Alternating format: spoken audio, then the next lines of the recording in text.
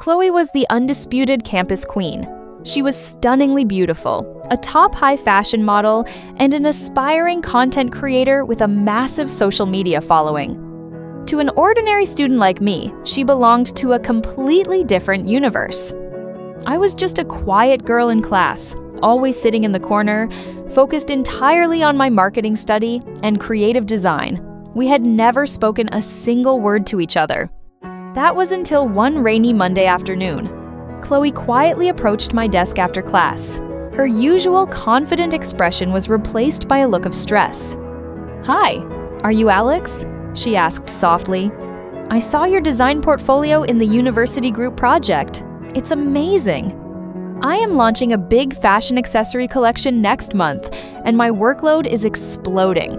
I desperately need a personal assistant to help me with script writing, content marketing, and visual design. The salary is very competitive. Are you interested?" I stared at her in absolute shock. The most popular girl on campus was standing in front of me, offering me a job. After a few seconds of hesitation, I accepted. I needed the experience for my CV, but I was also terrified of entering her chaotic world. My first week working as Chloe's assistant was an absolute reality check. Before taking the job, I secretly thought Chloe was just a superficial girl who got lucky because of her looks, but I was completely wrong. Behind the glamorous pictures on Instagram was a girl who worked non-stop, day and night. Chloe's schedule was brutal. She had to attend university lectures, run to photo shoot studios, and manage clothing production. As her assistant, my job was to follow her frequency. I spent my weekends drafting video scripts, analyzing consumer behavior for her target market, and designing product packaging with a fresh summer vibe. One evening at midnight, we were still sitting in a quiet coffee shop, fixing a marketing presentation for her investors. I looked at Chloe, who was exhausted but still reviewing every detail of the functional bag design. I realized something important. She wasn't successful just because she was pretty. She was successful because she was a fighter. My judgment about her was completely wrong. A major crisis hit us during the midterm exam period.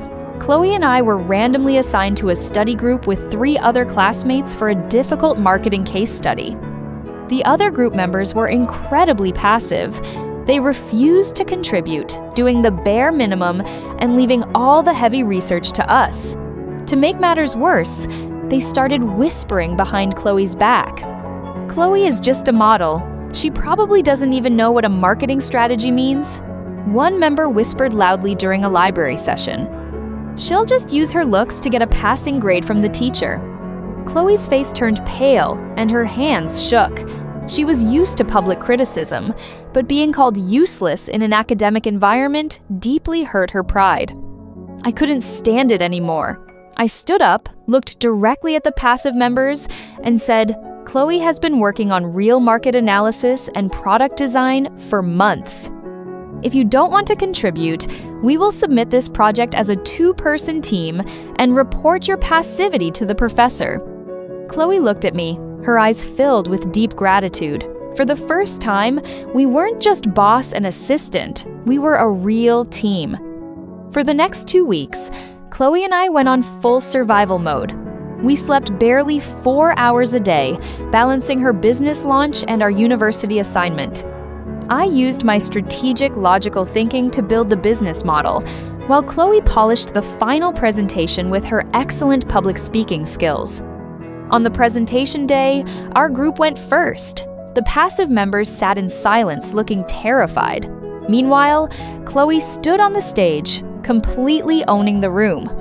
She presented our consumer research and neuromarketing insights so professionally that the entire lecture hall, including our strict professor, was captivated.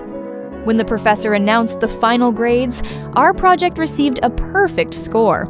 The passive classmates stared at the floor in deep embarrassment, unable to look us in the eye. The next weekend, Chloe's fashion accessory collection was officially launched and became an instant hit, selling out within 24 hours. To celebrate, Chloe threw a private party and called me to the front of the room. She handed me a beautiful, custom-designed bag and hugged me tightly. This success belongs to you too, Alex. You aren't just my assistant anymore. You are my partner and my best friend.